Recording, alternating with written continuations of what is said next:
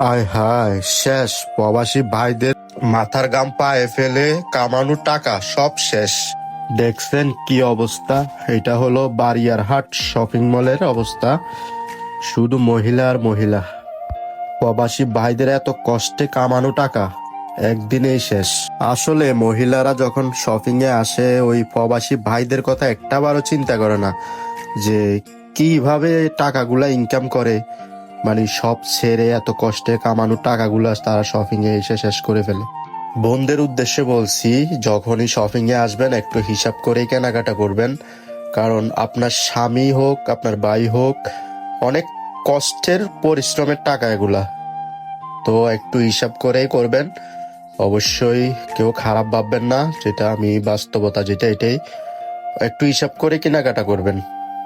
আপনার প্রয়োজন ব্যতীত বাড়তি কোনো কিছু কেনাকাটা করবেন না। চেষ্টা করবেন টাকা বাঁচানোর জন্য। কারণ আপনার 1 টাকা বাঁচলে আপনার স্বামীর 1 টাকা বাঁচবে। সো অতিরিক্ত কোনো কিছুই কেনাকাটা করবেন না।